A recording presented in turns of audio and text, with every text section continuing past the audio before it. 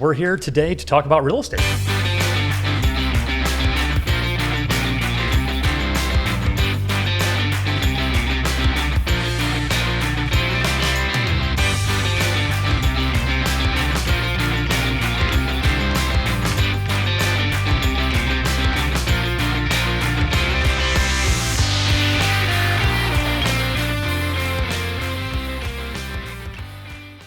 Hello and welcome back to the Real Estate Unlimited podcast. My name's Sierra Steinmetz. Brian Schuby. I'm Carrie Steele. Bill Jones. And we're the Jones Home Team. And this is episode 18, start of the year 2025. We're talking title insurance, all these sexy topics here.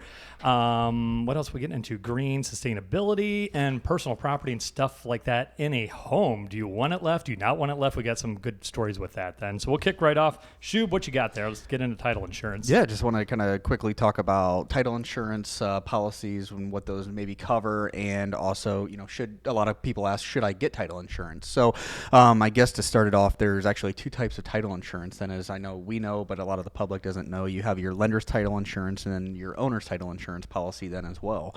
So just to kind of start, I'm going to kind of go talk about lender's title insurance and then work my way through owner's title insurance, and then we'll kind of talk about both and what those entail. So I think a lot of agents don't know what the difference between title insurance is either. Yeah, probably. And that's one of those, I'm going to kind of just go over the basics, but, if a buyer's got further questions or maybe wants to know more info, I would say reach out to your title company and get that info then. So lender's title insurance, lender's policy protects the lender if there's a title defect or ownership problem that comes up with the property after the sale of the home then. A lender's policy is issued for the amount of the mortgage, and then that coverage usually goes down as the house or the value of the property gets paid off or the mortgage amount gets paid off. Unlike an owner's policy, the lender's title insurance policy ends when you pay off the mortgage of a property. Typically, it is cheaper if you purchase both a lender's policy and an owner's policy. I know sometimes we get some questions, which I'll kind of talk about when we get to the owners. An owner's title insurance policy is up to the buyer if they would like to elect to purchase an owner's title insurance policy or not. A lender usually requires, I don't think I've ever had a lender not require. Yeah, I think they always require it. Not require it. So a lender's title insurance policy is usually mandatory on the lender's side to purchase then. And typically, so if you purchase just a lender's title insurance policy, usually that coverage is more expensive, whereas if you purchase both, your your owner's title insurance policy may be $700 and your lender's title policy is only $50 or $60, whereas if you only elect to purchase the lender's policy, maybe it's $600 or $700. Yeah, so you're not saving a whole lot. Yeah, really. So sometimes it makes more sense to purchase both the lender's policy and the owner's policy at the same time then. Real quick, the big difference, I think a lot of times the owner's policy will cover up to the purchase price of the home then too. And if you said that, I'm sorry, but yeah, I haven't got. Yeah, I was getting to the owner's never policy. Mind, you're getting to that. Then. Yep, Okay, yep. So lenders will more likely, like we talked about, require you to purchase a lender's policy, whereas the owner's policy is more of an election from the purchaser then as to whether they would like to purchase it or not. So then we get to the owner's title insurance. The owner's title policy then. Compared to the lender's, the lender's policy protects the lender, whereas the homeowner's policy protects the homeowner then, in case there's any problems. It covers the full price you paid for the home plus legal costs if a past title or ownership issue comes up after you buy or purchase the home. An owner's policy is issued for the amount you paid to buy the home, and the policy will cover you as long as you own interest in that property then. You are not required to purchase an owner's policy like we just talked about, but if you choose not to and an issue comes up with title later on down the road, you're going to be responsible for figuring that out yourself then, whereas if you had the owner's policy, they may kick in to help most of those legal costs then as far as getting that situated. If a basic owner's policy doesn't cover a specific title issue, you often have, or the title company can often add coverage known as policy endorsements to cover what the policy isn't going to cover. And then as far as the premiums then, the owner's policy is a one-time premium. So you pay for that one time at closing, and then you never have to worry about purchasing or paying for that again. It's not a monthly reoccurring fee or anything like that. And then as far as both the owner's title and the lender's title, the price, people often are like, what does it cost? And I know sometimes that's hard for us to even figure out. Yeah, it seems like it's different a lot of times. I think it's kind of mandated, but the price seems to be all over the place. Yeah, the price, I think, from kind of looking around, is based off of the sales price of the home, which I know we've kind of all talked about then. Sure. So, a lot of times if I have a question about what exactly a policy is going to cost, or a buyer really wants to know, I'll call the title company just before closing and just say, hey, based off of this sales price, what roughly are we looking at as far as the cost of an owner's and a lender's title insurance policy? I think a lot of times it's like a conveyance fee. It's like so much per $1,000 of the transaction, and I think it's regulated, but it does seem to be all over the place. Yep. So yeah, I agree. Just call the title company. And then the owner's title and the lender's title insurance policies, those are issued after a title search has been performed. So the title search identifies prior owners, outstanding liens, encumbrances. So it kind of gives the title company an idea of, what exactly is going on with that property before they actually issue those policies then, just so that way they kind of take their, if there is an issue, they kind of take that down, so that way they know what they're getting into before they get it then. Title insurance, and then as far as what it covers, I'm going to kind of just read through my list here. So title insurance covers things like improper execution of documents, mistakes in recording or indexing legal documents, forgeries and fraud, undisclosed or mixing errors, unpaid taxes and assessments, unpaid judgments and liens, unpaid mortgages, mental incompetence or grantors on the deed, impersonation of the true owners of the land by fraudulent persons, or refusal of a potential purchaser to accept title based on the condition of the title. So there are obviously does what you're paying for, so Sure. It does cover quite a bit. I can't say I've ever had anybody actually have a problem with it. I don't know if you guys have or not. I don't think so. I've had people talk about it, but I don't think anybody has actually ever used it. Yeah. I'll say the common stuff wouldn't it be like somebody gets married or divorced, and then wife or husband, spouse doesn't want to sign off on the title, or maybe it's changed didn't hands, sign off, didn't change hands, or didn't sign off, and then it changed hands multiple times. So maybe you're the third buyer, and it's moved hands every 2 years since, and that's so far back. This helps protect that third buyer right. whenever it comes to surface. I mean, yeah, I'd say we usually say, we would recommend getting it. There's instances where maybe someone would feel a little more comfortable, if it's a brand new property or a Sure. brand new home, it's never changed hands. You've Sure. been the only one to own it. So maybe you would feel more comfortable not electing to purchase that. But even still, you have the land that you don't know that Sure. could have been subject to just what Carrie was talking about too. Yeah. So I think it just, like I said, it's situational. It depends on the person and the risk they're willing to take with it. Mm-hmm. Or too, if it was their family and whatnot, that it was land that came from. Yeah, the land's been in their family member. for 300 years or something. Right. Yep. Yeah, Kelly and I, when we built, same thing. It wasn't, the land's been same thing in the family for 100 years. We weren't worried about crazy Uncle Larry coming back in saying, because that's what I always use an example. Why would I want title insurance? I say, well, if crazy Uncle Larry resurfaces 15 years later and says, well, I never signed off on this, and they thought he was dead and he wasn't. And, stuff like that happened. I mean, it's in like Hallmark movies, but, maybe not Hallmark, but Lifetime movies, more of a Lifetime movie thing, but it does happen. So the difference in policies, I think it's a big thing, is the owner's policy. A lot of times people say the bank will have their policy. Well, that's fine, but you already covered it, Brian. That goes down and does not cover the homeowner. Oh, I think in any instance then. So it's always going to protect the bank, but not you, the homeowner. So if you're going to get one, I think it makes sense to get both then. Yeah, and I think we just looked into that for somebody else. I don't remember who it was, but we had, or maybe it was Jason, we had called the title company. We looked just to double check, and it was like, what, $200 difference? Yeah, they're like, no, we just want to do the difference. one. We'll take the bank one. And it's like, dude, for another $150, you have you're lifetime covered. coverage of... Yep.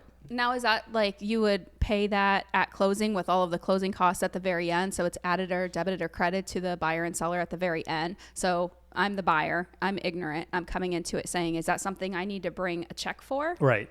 Yes. Well, I mean, it would be incorporated. You could, I guess, but I think everyone always puts it in the settlement statement then. Mm-hmm. So, yeah, it's all handled at closing. So, but that's all I got on my side. Well, that's cool. I was thinking of something I wanted to add to that then, too, is with it'll come to me after we're done, I'm sure. But no, there was something with that then. But yeah, the crazy Uncle Larry, make sure you protect against that, and that's not going to be an issue going forward. But yeah, the lifetime of the policy, what was it? I can't remember what it was. That's all right. We'll move on. All right, Sierra, what are you into here? You're going into green building and sustainability. I can't hardly say that word. Yes. So just talking about LEED certified homes, and what that looks like. If you want to go to that first link here, you can kind of see I think I got it here. or it might scroll down maybe. You can see all the types of Here we go. properties that can be LEED certified. It's Leadership in Energy and Environmental Design. And the United States Green Building Council oversees all of that. And essentially, it just encapsulates homes that use less energy, water, other resources, higher efficiency, more sustainable, closer to public transport, stuff like that. Anything that you could think of being green or better for the earth, those types of qualifications fit into a rating system that has been put together by this company, and you can get points based on certain qualifications. So depending on how much water you can serve, the efficiency of the heat source in the building, whatever it is, home, commercial building, any type of neighborhood development, anything like that. They have whole cities and everything. Yeah. So you can get different points. It's a point-based system, and you have to get to a certain amount of points to get that certification then. And especially in higher developing areas, those are becoming of quite great importance, because obviously developers want to cut costs where they can. They want to be efficient. They want to just have that be better for the earth, and then it also can have tax breaks. That's what I was gonna say. I wonder if there's tax credits I'm for sure that. there there's is. tax Yeah. incentives and Has stuff to like be, that.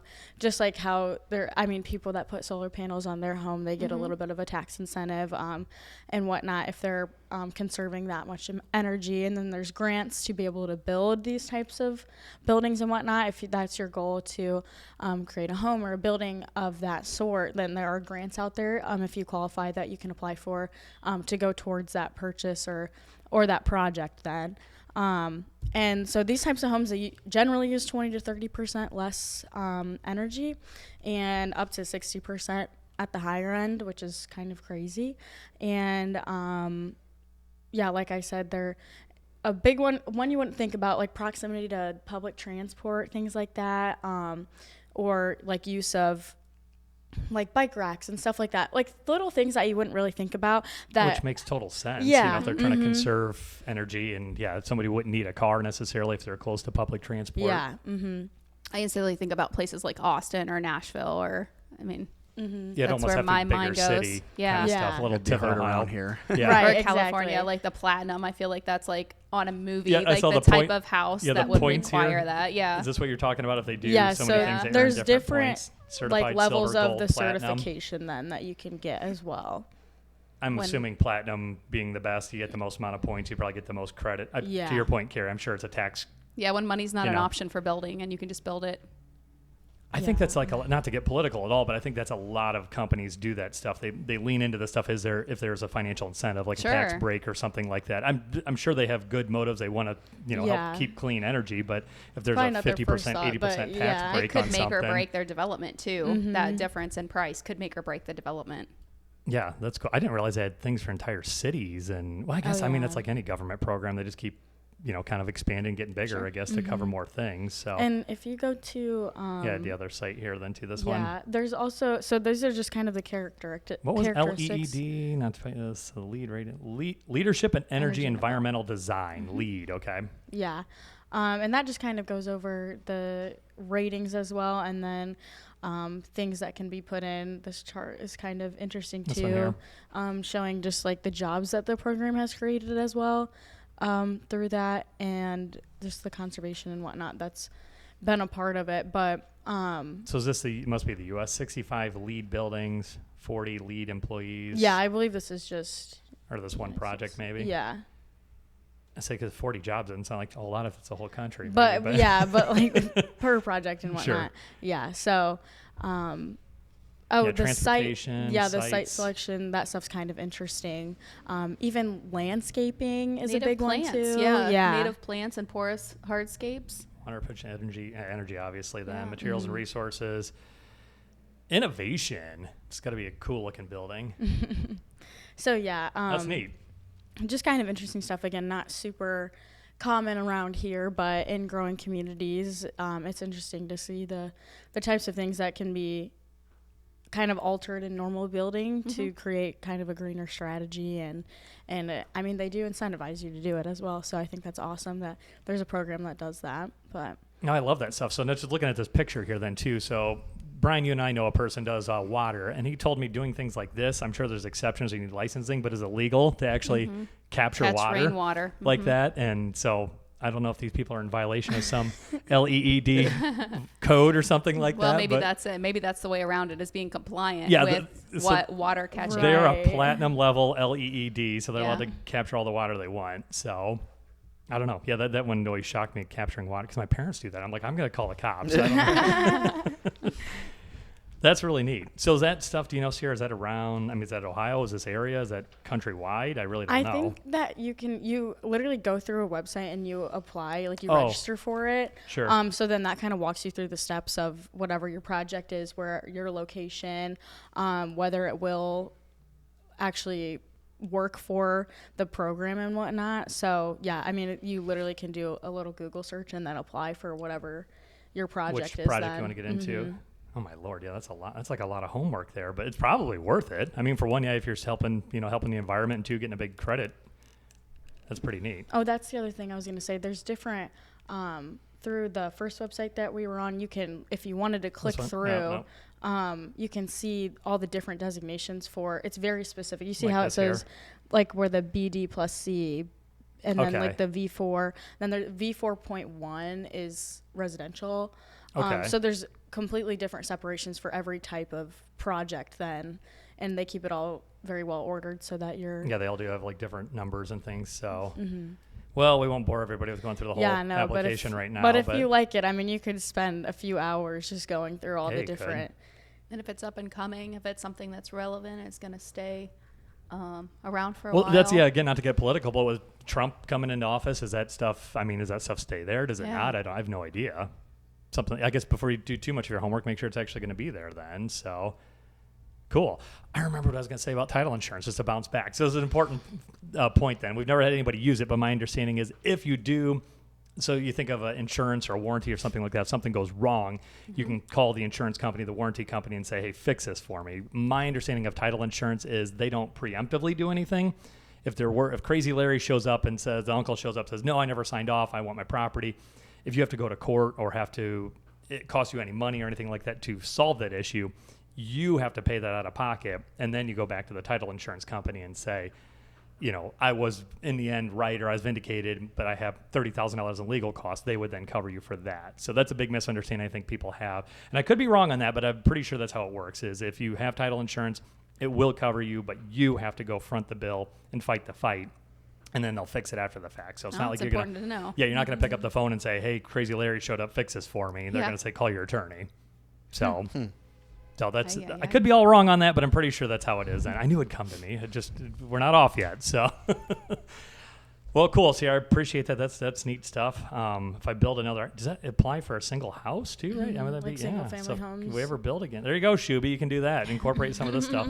Get your rainwater collector out there, and you'll get platinum in no time. So. Oh, and just one last thing to add to that, you can retrograde your home for some of these certifications and put in different heat sources, or if you do any type of remodeling, there's a way about that as well. And they do based on like a full remodel, if it's just renovations and whatnot, you can still apply for these types of certifications. It's just whether or not it makes sense for you financially to do that. And if it is going to be more efficient in the end, that cost might be worth it. So that's good. And I know locally too, even without going with all these, you can qualify for a lot of things. I know like when we built, another person I know that built like through the electric co-op for our hot water heater, they gave us a credit because we put one of their monitoring things on. Someone else put a heat pump in, they gave them a credit.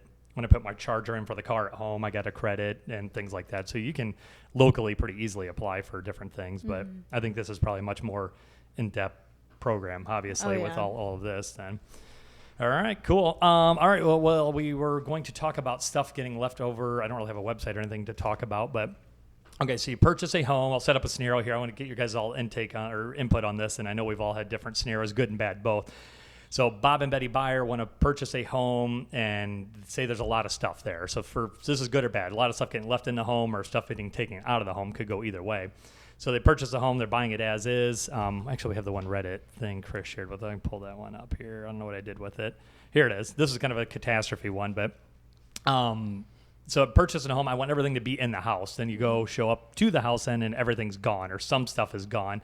Or more common, I want everything out of the home.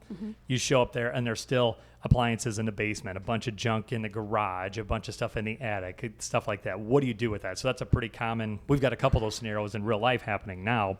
Clients want to know, what the heck do we do? And I know we've talked to a lot of different people. Actually, we just talked to Karen about that too. She bought a house, stuff was left over, or I don't remember what the scenario was for sure then, but have you guys run into that? What's your experience been with that? And I got a topper for all of it, maybe, of stuff possibly being left over. I want to see somebody beat it. But I did have a deal like that this fall where I had buyer and seller side both. And so I was, working between the buyers and sellers to see what needed to be left and what didn't need to be left. And it was a pretty sizable property. And I went out there and to me, it looked like there might have been an office chair, a desk, and maybe an old filing cabinet. Not too much stuff was left behind, in my honest opinion. And so the sellers were out of town. I Zoomed or FaceTimed them. I went through, did a walkthrough, and I'm like, okay, it looks like it's pretty empty. Here's what I see. And I pointed out what I saw. And they absolutely lost their mind. They're like, no, we said we want everything out of there. And I'm like, there's really not that much. And so then I went back to the buyers and I said, hey, the sellers are adamant, or I'm sorry, I went back to the sellers and said the buyers are adamant about getting every last thing. I'm talking, if there's a stick in the garage, they want it out. Okay, we'll show up and we'll get a dumpster.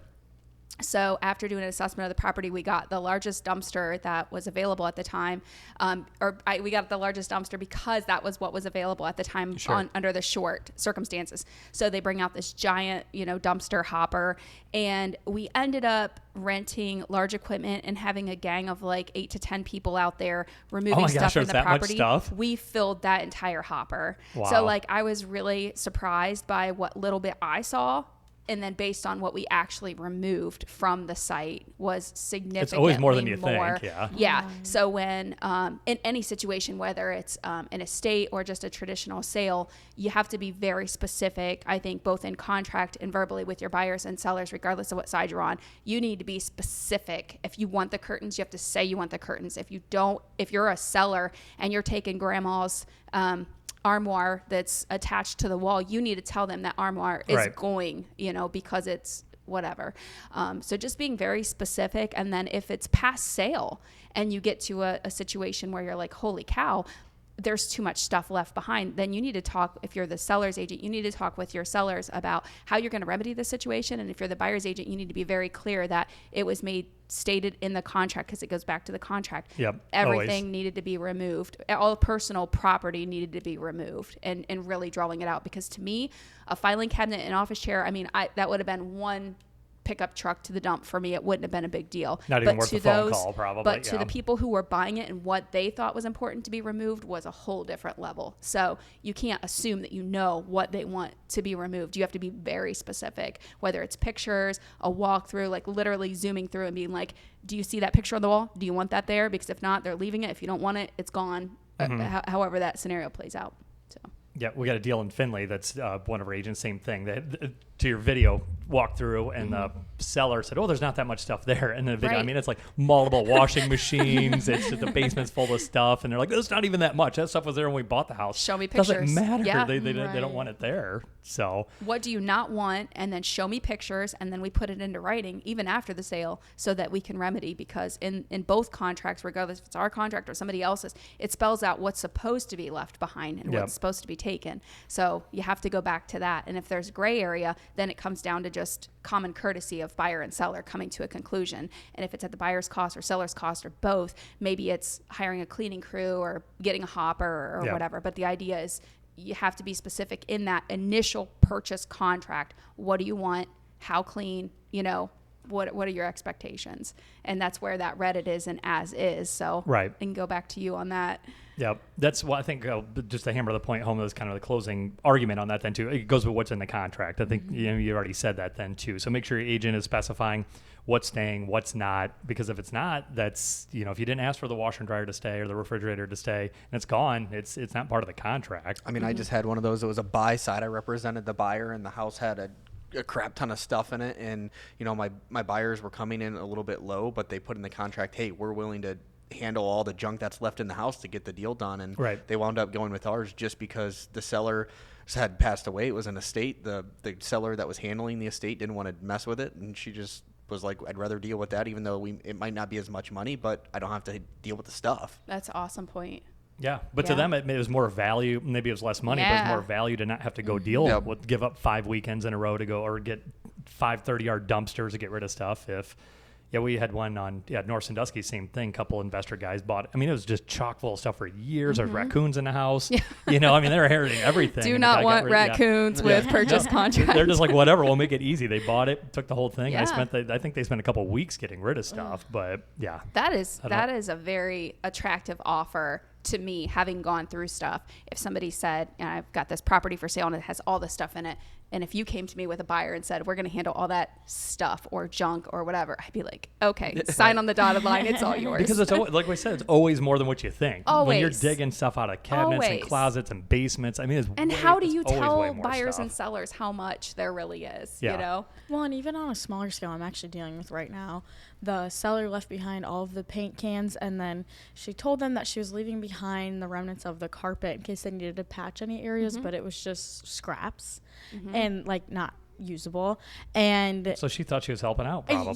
She thought she was being helpful, and a lot of times paint is left behind, and for a lot of people that is helpful, and they do appreciate that, but some people don't, and it might be seen as picky, but the new buyers do not want these millions of paint cans and these 3 trash bags full of carpet. You can't just throw paint cans in the trash toter to be put on the curb and whatnot. And so we're trying to deal with this whole thing, figuring out how they're going to get it out, because she left it, and in her head she's being helpful, but they don't want it. And at the end of the day, it is personal property. It's not the new purchaser's issue to deal with, having to get that recycled or taken care of when it needs to be.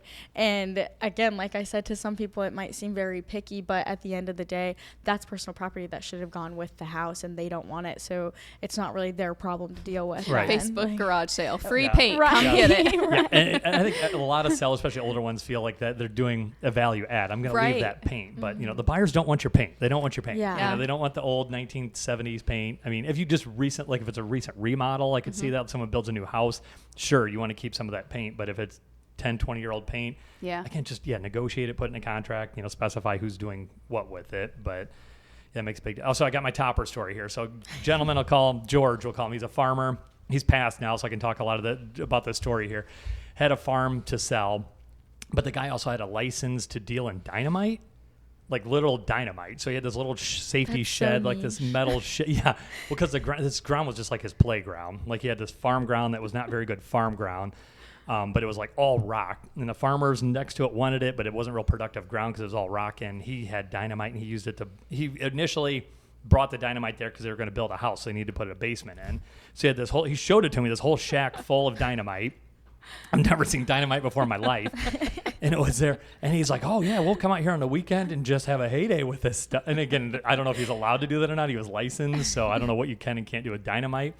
But he had that. And he's like, well, I wonder if I should leave a crate or two if they're going to put in a house here. These people that are buying it. And I'm like, George, I don't think you can do that. He's like, well, I can come over and supervise it or whatever. I said, if they ask for the dynamite, we can maybe negotiate the dynamite, but how about we just get that stuff the heck out of here? And thank God it was gone. Come close. The little shed was there, but there was no dynamite left in the building then. So. And then what are the legalities on that? Like if you have illegal items that are left in the home that aren't, Yeah, so supposedly he was licensed and good to go selling, blowing up dynamite. But if the buyer's not, the buyer for sure, I'm sure was not. So I know they were not. So, but that was and I've had some wild ones with the auction industry, people leaving stuff or not leaving stuff. But that's for sure the craziest one was the small explosive shed. Literally had the explosive stickers on it, full of dynamite. I just see awesome. the Toledo bomb squad, like when they come to So if you're listening to Bomb Squad, he's dead. The dynamite's gone. I think he was allowed to have it. I don't know for sure. Neither of which had to do with either. So that stuff is gone. All right. I think that's all we really got. Do you have another one? No, that was just funny. I told you I had a topper. If somebody could beat the dynamite story, I'd be amazed. I'd love to hear somebody give me some comments. Beat someone wanting to leave a crate of dynamite left over. Yeah, for what did the you new buyer. find? What is a cool thing that you found in a house that you bought. Or not so cool. Or not so cool. I mean, I would have thought that would have been incredible. you would have I loved love that. blowing stuff up and, safely and legally doing stuff. I was going but, to say, you is know. that where your love for Tannerite came Yes, from? yes, exactly. But that's that's probably the most incredible one I've had. So, all right, we'll leave it there here. That's episode 18. Make sure you check back to episode 19. What topics do we talk about? What we're talking about next episode? I don't think we have yet. I think We'll come up with something cool. We'll try to top the dynamite story for that one. So, all right, thanks for stopping by. Do all the like and share and do all that fun stuff, and we'll see you in episode 19. Thanks.